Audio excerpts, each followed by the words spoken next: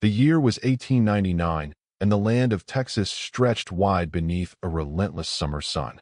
Dust clung to every surface, the kind that seeped into boots, lined the cracks of wooden porches, and carried the heavy scent of cattle and sweat. It was a time of transformation in the United States, a nation stepping into a new century, but much of rural Texas remained bound by its own traditions, untouched by progress. Ranches stood isolated, often separated by miles of rough terrain, and the families who lived upon them forged lives from stubborn independence and silence. It was in this setting, near the edges of a small settlement in central Texas, that whispers began to circulate.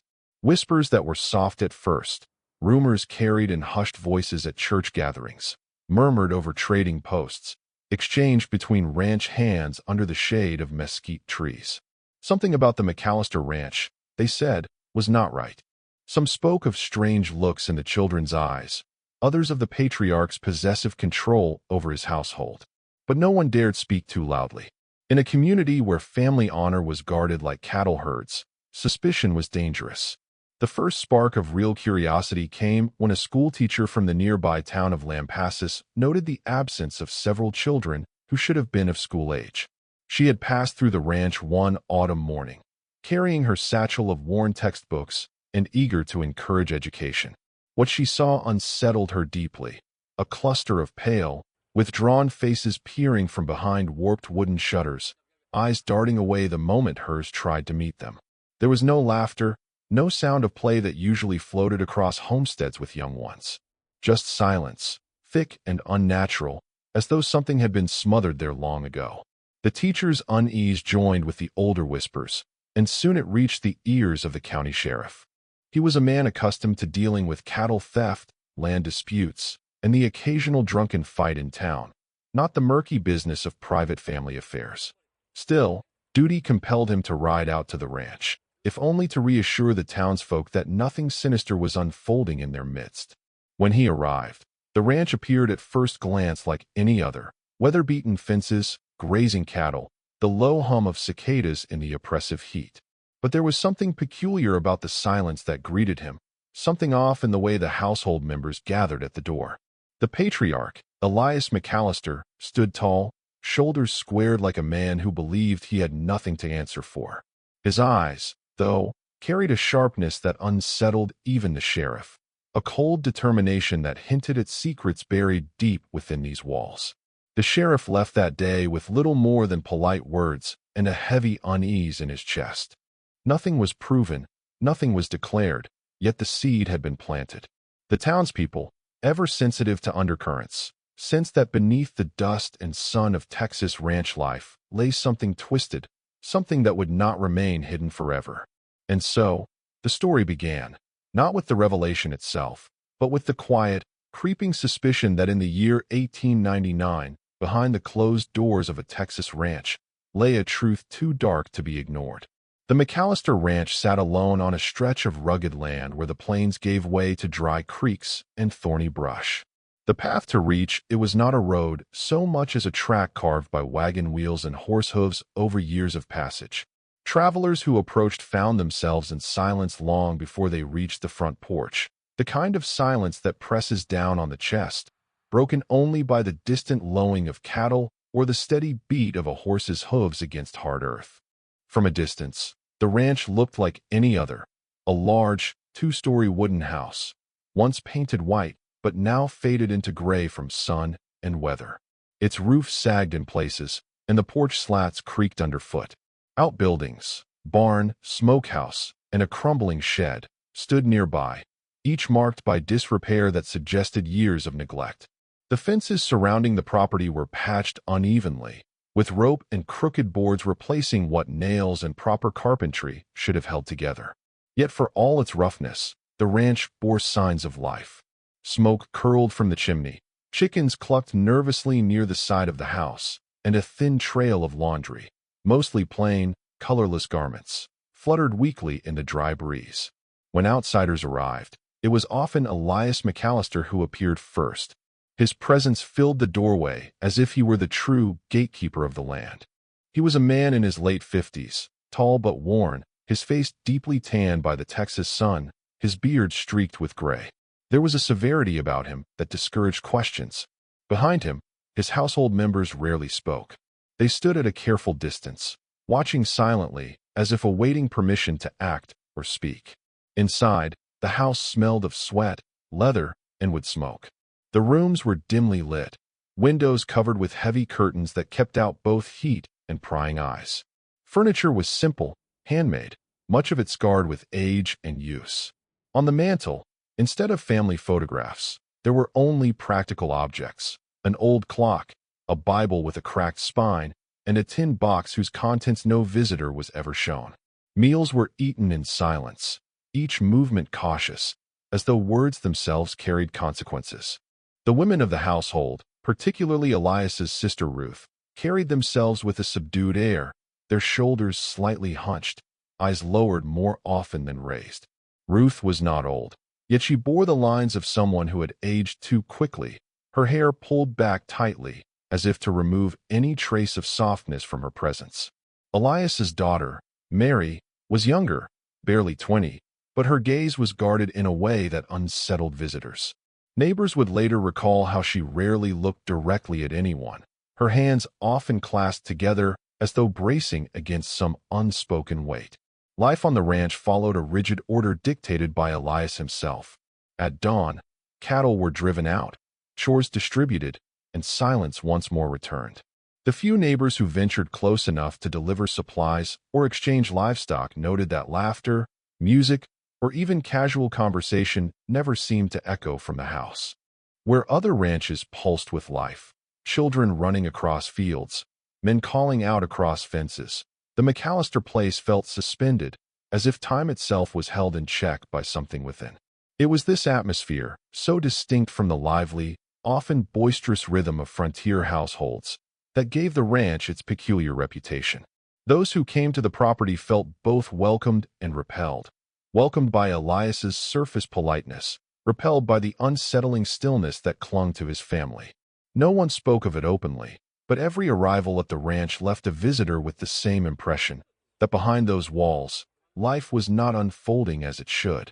Something unnatural had taken root in the very soil of the place, shaping the silence into something heavier than mere isolation. The first impressions of the McAllister household rarely vanished quickly. For those who lingered, be it a traveling minister, a county official, or the occasional schoolteacher, the feeling of unease only grew stronger once time was spent within those walls.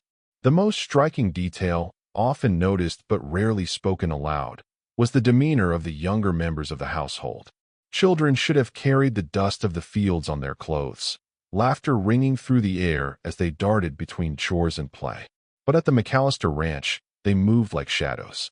Their eyes seldom lifted, and when they did, they seemed to carry a peculiar heaviness, as if they bore secrets too weighty for their years. Some had the pale, almost sallow complexion of those who spent more time indoors than under the Texas sun. Others carried subtle irregularities in their appearance, nothing so dramatic as to spark open accusation, but enough for an observant visitor to pause and wonder. A slant to the jaw, a curious resemblance between cousins who, by age and circumstance, should not have looked so strikingly alike. The silence within the home was another matter that unsettled visitors. Elias commanded without raising his voice, and his words, though calm, left no room for defiance. When he spoke, the others obeyed instantly. At meals, the clatter of utensils seemed louder than conversation, for there was almost none. Questions directed toward the younger women, Mary, his daughter, or Ruth, his sister, were met with quick, nervous glances toward Elias before they dared to answer. And even then, their words were clipped, careful, as though each syllable carried the weight of judgment. One county clerk, sent to settle a minor dispute over grazing boundaries, later recalled how he had been led into the parlor by Ruth. The room, though tidy, carried a chill that had nothing to do with the weather outside. On the mantel, above the cold fireplace, hung a portrait of Elias's late wife. Her face was stern, her eyes haunting in their stillness, and beside her in the photograph was a young Mary, barely a girl then, already pressed into the rigid posture of adulthood. The clerk had remarked casually that the daughter was a mirror of her mother, to which Elias responded only with a thin smile that made the hair on the man's neck stand on end. There were other small details, fragments that pieced together a troubling picture. The schoolteacher who had once tried to encourage Mary to attend classes found her knowledge curiously advanced in some areas, yet completely absent in others. She could recite verses of scripture with startling precision, but stumbled over basic arithmetic. When the teacher suggested lessons outside the home, Elias had firmly declined, insisting that all necessary education was provided within the family. Neighbors too noticed oddities. The McAllisters rarely attended church, and when they did, they sat together in the back pew, their silence unbroken even during hymns. Mary, dressed modestly, avoided the company of young men her age, never mingling after services the way other girls did. Ruth, though closer in age to the women of the community, seemed set apart, her conversations brief and guarded. And when someone asked after the children not seen in town, Elias was quick to explain that the ranch kept them busy, that chores were learning enough for any child. Individually, none of these details seemed proof of anything sinister. Families were different, ranch life was demanding, and some men were simply strict. But for those who observed carefully, the collection of these fragments began to point towards something unusual, something that did not align with the rhythms of ordinary frontier life. In the quiet moments, after leaving the property, visitors often found themselves wondering, not aloud, but deep in their own minds, what truly bound the McAllister family together, and what, perhaps, they were hiding behind those curtained windows. To understand the strange and unsettling atmosphere of the McAllister Ranch, one must first grasp the world in which it existed. Texas at the close of the 19th century was a land both vast and fractured, shaped by its rugged landscapes and the hard people who fought to tame them. Families carved ranches from scrubland, their survival dependent on cattle herds, bartering with neighbors, and sheer determination. Communities were bound together not by formal institutions, but by church gatherings, trading posts, and an unspoken code of loyalty. In such an environment, reputation was everything. A family's honor determined its standing far more than wealth alone. Men like Elias McAllister, patriarchs of sprawling but isolated ranches, held authority not only over their land, but over every soul within their household. The law, distant and thinly stretched, often turned a blind eye to what occurred behind closed doors so long as outward order was maintained. Sheriffs dealt with cattle rustlers, bar brawls, and land disputes, but domestic affairs were regarded as private matters, best left unspoken. The McAllister family had once been considered prosperous. Elias's father had been among the early settlers, driving cattle across the open range before fences carved the land into parcels. Their ranch, though not the largest, was established enough to provide stability, a legacy passed down from one generation to the next. But with prosperity came isolation. The ranch sat miles from the nearest town, a journey of dust and heat that discouraged frequent visits. For years, the McAllisters interacted only with a handful of neighbors, their world shrinking as the outside grew distant.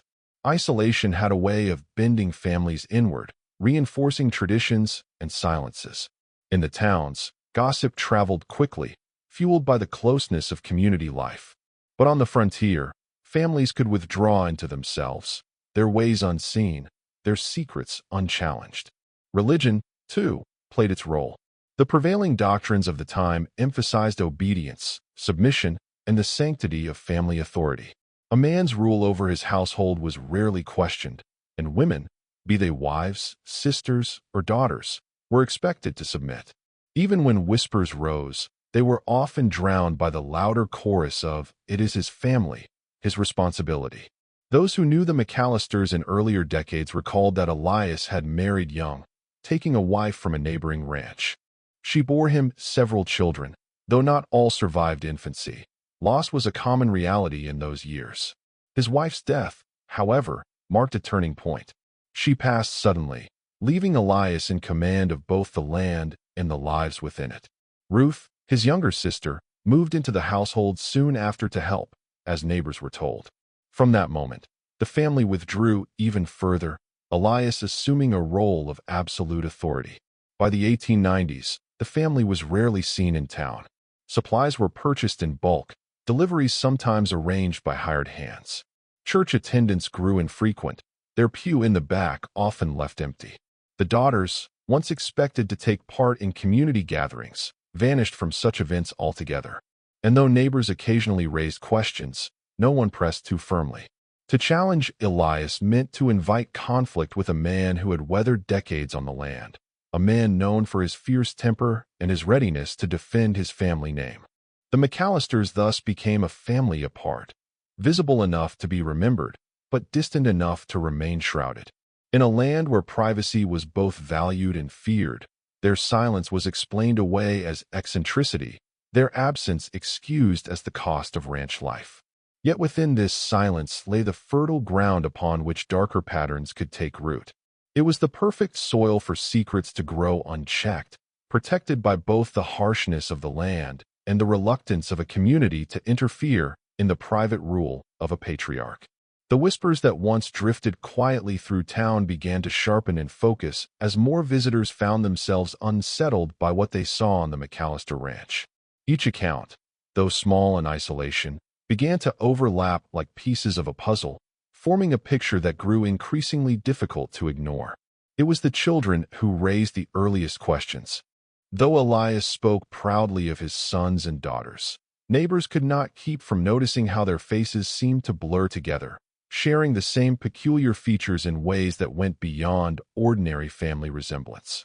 A schoolteacher who had briefly taught in the county remarked on the uncanny likeness between two of the older children, so alike in jawline, eyes, and voice that she initially assumed they were twins, only to learn they were separated by nearly 6 years in age. Another visitor noted the peculiar hush that fell when one asked about their mothers, a silence broken only by Elias's cold dismissal. The family you see is the family that matters. No more questions are needed. More troubling still were the inconsistencies in the family's own accounts. On one occasion, a preacher riding circuit through the county was invited to supper. He asked, as was his custom, how each member of the household had come to live there.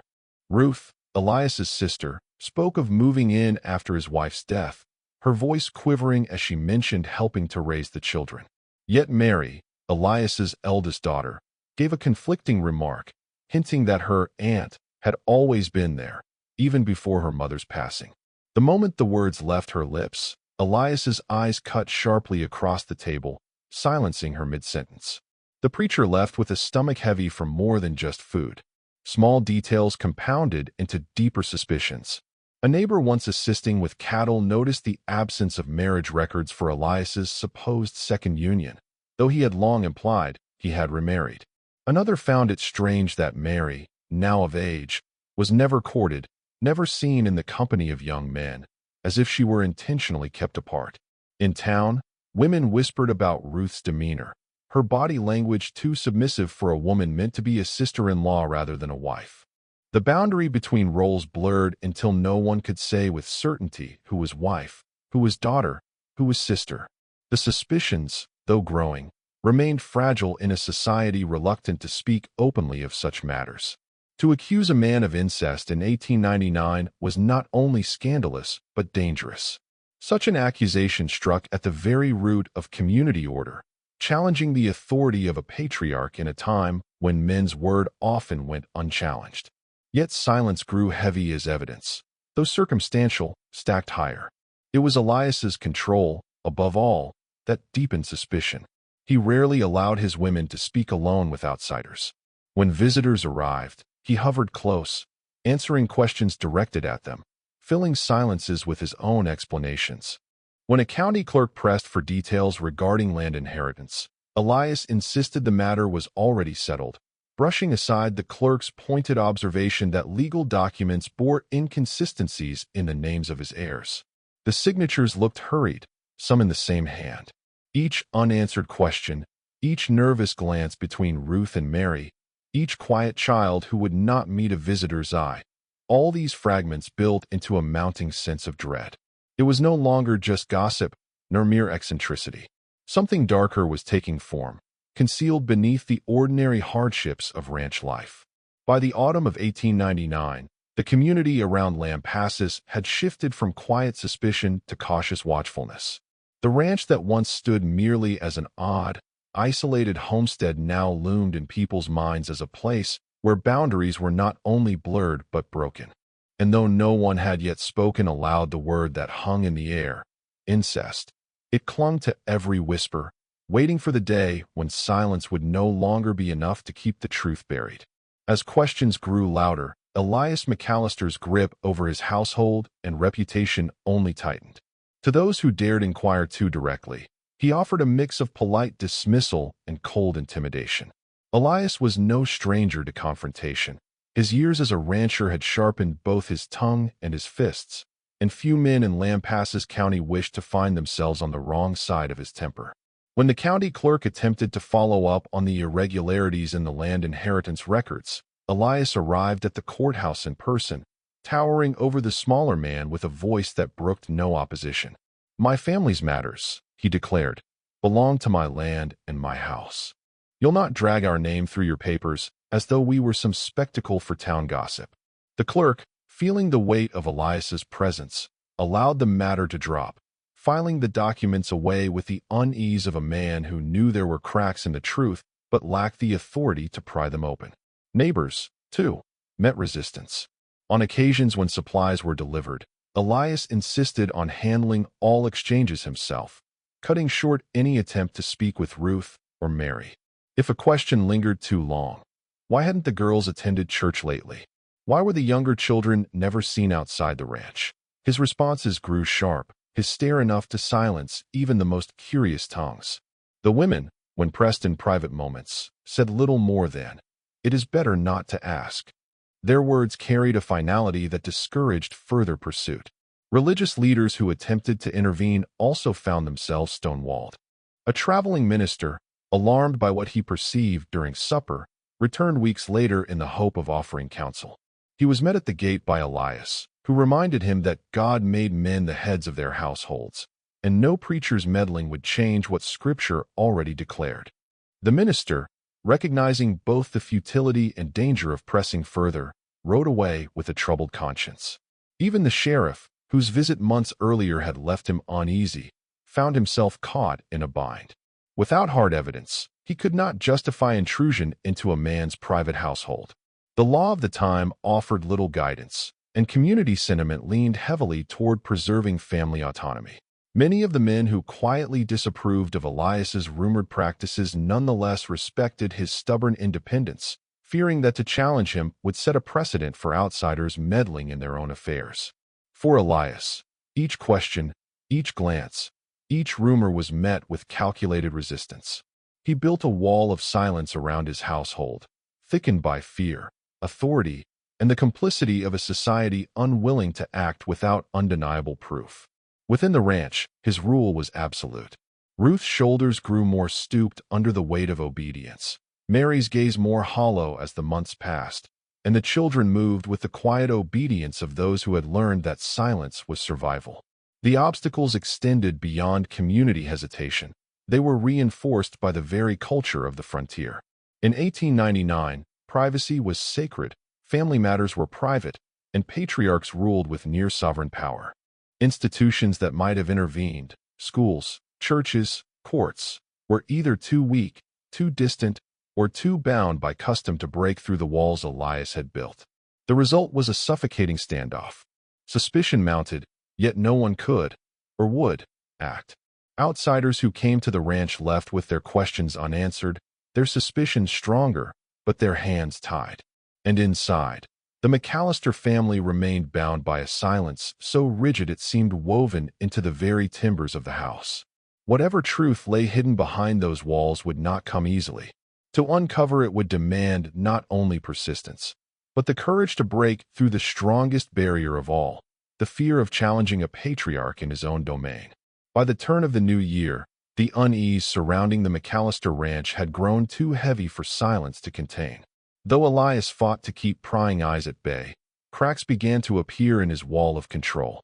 These cracks came not through official investigations, which remained hesitant, but through testimonies whispered by neighbors, fragments of evidence unearthed in unexpected places, and the courage of a few who could no longer ignore what they had seen. One of the earliest accounts came from a ranch hand who had worked briefly under Elias during a cattle drive. He spoke of evenings spent at the McAllister house, when the family gathered for supper.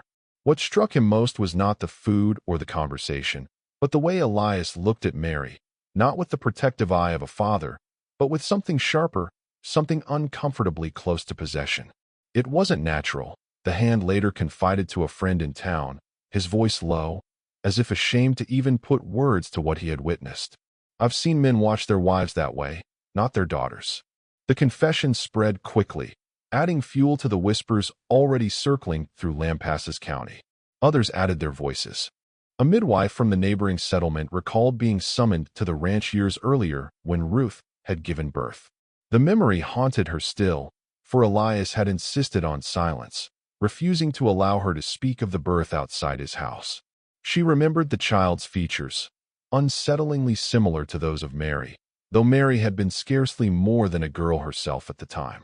When she mentioned it later to her husband, he urged her to keep quiet.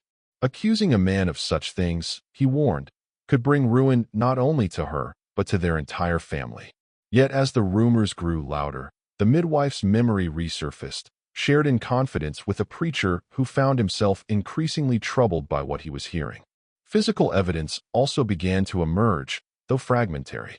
A local storekeeper noted that Elias often purchased supplies in unusual quantities, medicines typically used for pregnancies, though no one in town could recall seeing a pregnant McAllister woman in years. The ledger bore his name repeatedly, and while he dismissed questions with gruff explanations about sick cattle or family ailments, the purchases painted a different story. The storekeeper, bound by discretion yet plagued by conscience, shared the records with the sheriff in private. Perhaps most damning were the journals discovered by a neighbor's boy who had once worked as a messenger for the ranch. He had been asked to carry a parcel of goods to the McAllisters and, in his youthful curiosity, stumbled upon a notebook left carelessly in the barn. Inside were verses of scripture rewritten in Elias's hand, twisted into justifications for obedience and submission. The passages spoke of women as property, of bloodlines kept pure by God's will. Though the boy was too young to fully grasp the implications, he remembered the chill that ran through him as he read, a sense that these words were not sermons but rules designed to bind Ruth, Mary, and the children to Elias's will. Each testimony, each fragment of evidence, was small in itself, circumstantial, easily denied by a man of Elias's stature. Yet together, they began to form a story too consistent to ignore. The townsfolk, once hesitant to voice suspicions, now exchanged glances heavy with shared understanding. They might not have had formal proof, but they had something just as powerful, a collective recognition that what lay behind the walls of the McAllister Ranch was not simply strictness, nor eccentricity, but something profoundly broken. By early spring, the murmurs had grown into open conversations in the town square, in church pews, and across ranch fences. The people of Lampasas no longer asked if something was wrong at the McAllister place. The question now was how long Elias could keep his secrets buried, and how far he would go to ensure they stayed hidden. The whispers, the fragments of evidence, the sidelong glances at church gatherings, all of it came to a head in the spring of 1899. It happened not through an official investigation, nor through the deliberate action of the sheriff, but through the fragile courage of those who could no longer bear the weight of silence. The revelation began with Mary. For years, she had lived under her father's shadow, her voice muted, her presence subdued. But when a local physician was called to the ranch to treat one of the younger children for a persistent fever, he noticed details that could not be ignored. The child's features bore too close a resemblance to Elias, and his questions, though cautiously asked, were answered only with evasions. Mary's silence cracked under the physician's gentle persistence. In a rare moment when Elias stepped out of the room, she spoke in a whisper so faint it was nearly lost beneath the sound of the child's coughing. "He will never let us go," she said. "Not me, not my aunt, not any of us. We are his." The physician, shaken by her words, carried the confession back to town. Though Elias's authority loomed large, the doctor's profession carried its own weight. When he relayed what he had heard, townsfolk felt a shiver of recognition. confirmation of what they had long suspected but dared not articulate. Mary's whispered words gave shape to every rumor, every uneasy glance, every inconsistency that had plagued the McAllister family for years. Soon after, a second voice joined hers. Ruth, Elias's sister, was confronted by the traveling minister who had grown increasingly disturbed by what he had observed on his visits. In private, she finally broke. Her confession spilled in halting fragments. Elias had claimed her after his wife's death, insisting it was God's will that she remain in his household as more than a sister. The children she bore were passed off as extensions of the family, their origins explained away to outsiders with lies. Her eyes brimmed with tears as she admitted the truth. I have sinned, but not of my own choosing. He demanded it, and to refuse was to bring ruin upon us all. The town could no longer look away. The testimonies of Mary and Ruth, whispered though they were, spread quickly through the community, carried from ear to ear until no one could deny what had been revealed. For the first time, the word incest was spoken aloud, not as rumor, but as truth. Families who had once averted their eyes now pointed toward the ranch with open disgust, their outrage sharpened by years of silence. The sheriff, reluctant though he had been, now found himself cornered by the weight of collective indignation. He returned to the McAllister ranch, this time not as a cautious visitor, but as an officer of the law. Inside the house, he found the journals the boy had once described, their pages marked with Elias's handwriting, scriptures twisted into justifications for domination. The evidence, though not legal proof in the modern sense, was enough to shake the moral foundation of the community. Confronted at last, Elias did not deny it. Instead, he stood tall, his voice unflinching as he proclaimed that his household was his right, that no man in Lampasas County had the authority to question how he ruled his bloodline. But what had once been whispered with unease was now shouted with outrage. The community that had long tolerated his silence erupted in condemnation. For the first time, Elias's authority faltered, not because he yielded, but because those around him refused any longer to accept the burden of his secrets. The great revelation had come. The taboo was no longer hidden behind walls or shrouded in silence. It lay exposed beneath the harsh Texas sun, undeniable, revolting, and impossible to forget. Once the truth was spoken aloud, there was no turning back. The community of Lampasas, long accustomed to silence, found itself forced to confront what had festered for years behind the walls of the McAllister ranch. Outrage rippled through the town like wildfire. Women who had once averted their eyes now whispered in disgust, and men who had respected Elias's independence spoke of him with open condemnation. Yet outrage alone did not guarantee justice, for the Texas of 1899 was a land where law bent under the weight of tradition and power. The sheriff, a man reluctant by nature, was now pushed into action. He returned to the ranch, this time with deputies at his side. Elias was taken into custody, not without resistance. His voice thundered against the men as they bound his hands, proclaiming that no law of man could govern what God had ordained. His words, however, rang hollow against the tide of public fury. For the first time, Elias was no longer the unquestioned patriarch, but a man stripped of authority, standing before neighbors who no longer bowed to his will. The trial that followed drew the county together in ways few events ever had. Farmers, ranchers, and townsfolk crowded into the courthouse, their faces tense with a mixture of anticipation and shame. To speak of incest in public was nearly unthinkable, yet the evidence demanded it. Witnesses took the stand. Mary, pale and trembling as she recounted her years of subjugation. Ruth, her eyes downcast as she admitted the children she bore were not her brother's nieces and nephews, but his sons and daughters. Their testimonies, raw and painful, left the courtroom silent except for the scratching of the clerk's pen. The journals discovered in Elias's home were presented as further proof, his twisted interpretations of Scripture laid bare for all to see. The doctor spoke of Mary's whispered confession, the midwife of the birth she had once assisted, the storekeeper of the suspicious purchases. Each testimony added weight until the picture was undeniable. Elias McAllister had not merely ruled his household with severity, he had corrupted it, bending every bond of kinship into a justification for his own desires. Yet even with such damning evidence, justice was not simple. The laws of the time did not speak clearly on matters of incest, often leaving them to the judgment of communities rather than codified punishment.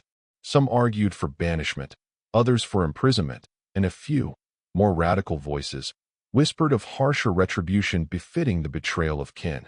In the end, the court delivered a sentence of confinement, ordering Elias to serve his years in the county jail, a symbolic act as much as a practical one, for everyone knew his power over the family had already been broken. The consequences extended far beyond Elias himself. The McAllister name, once a pillar of independence, became synonymous with disgrace. Neighbors who had once traded cattle and supplies with the ranch now avoided it entirely. The surviving children, their parentage tainted by scandal, found themselves marked by whispers wherever they went.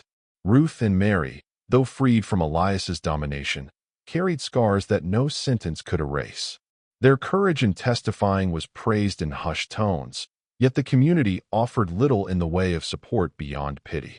The trial revealed not only Elias's crimes, but also the failures of the institutions meant to prevent such horrors. The church, which had turned away at his resistance, now stood accused of moral cowardice. The sheriff, who had once walked away uneasy but silent, faced questions about why he had not acted sooner. The community itself wrestled with its complicity, the years of whispered suspicions that were never spoken aloud, the preference for silence over confrontation, the willingness to let privacy shield abuse. The judgment against Elias McAllister was thus more than a legal decision. It was a reckoning, a mirror held up to the county itself, forcing its people to see how the values of independence, honor, and family pride had allowed darkness to take root in plain sight. After Elias McAllister was led away in chains, the ranch he once ruled with iron authority stood in eerie silence. The house remained, weather-beaten and gray against the Texas sun, but the sense of dominance that had once emanated from its walls was gone. In its place lingered a heavy stillness, as though the land itself recoiled from what it had witnessed. For Ruth and Mary, survival meant learning to breathe again outside the shadow of Elias. They continued to live at the ranch for a time, caring for the younger children who had known no other home. But the stain of their father's name followed them everywhere. In town, people who once exchanged pleasantries now offered only pitying looks or awkward silence. Marriage prospects for Mary vanished, and Ruth, though still young enough to build a new life, found herself branded by association. Even those who sympathized were reluctant to extend a hand, wary of entangling themselves in a family marked by scandal.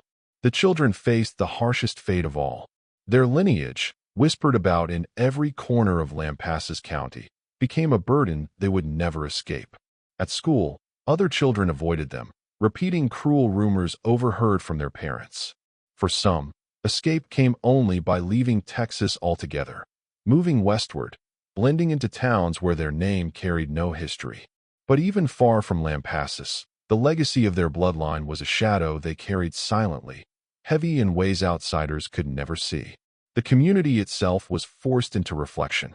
In church sermons, preachers spoke cautiously of the dangers of unchecked authority, using Elias's downfall as a parable cloaked in generalities. In private, townsfolk admitted their own failings, the years of whispers ignored, the suspicions brushed aside in the name of privacy and respect for family autonomy. Some argued that such horrors were an aberration, a single man's corruption. Others insisted that it revealed something deeper, a flaw in a culture that exalted patriarchal control and shamed women into silence. In time, the case of Elias McAllister influenced small but meaningful changes. Teachers became more insistent on seeing children educated outside the home. Clergy pressed harder when families withdrew into isolation. Sheriffs, once hesitant to intervene in domestic matters, began to recognize that silence could enable as much harm as inaction. Though no sweeping laws were passed in that moment, the memory of the McAllister scandal lingered as a cautionary tale, a reminder that even in a land built on independence, there must be limits to what could be hidden behind closed doors. As for Elias, he never repented. From his cell in the county jail, he continued to proclaim his innocence, insisting that his household had been his God-given right. But his words carried no weight anymore. The authority he once wielded through fear and control had dissolved, stripped away not only by the law but by the judgment of his neighbors. He lived out his days behind iron bars, a man remembered less for the cattle he raised or the land he worked than for the broken bloodlines he created. The story of the McAllister family endures not as a tale of the wild frontier, but as a stark reminder of its vulnerabilities. Isolation, silence, and unchecked authority combined to create a tragedy that scarred generations. Behind the sun-scorched fences of a Texas ranch, the very bonds meant to nurture life were twisted into chains of control. And so, as the century turned and Texas marched toward modernity, the legacy of Elias McAllister remained a haunting lesson that family honor, when shielded from scrutiny, can conceal not pride but ruin.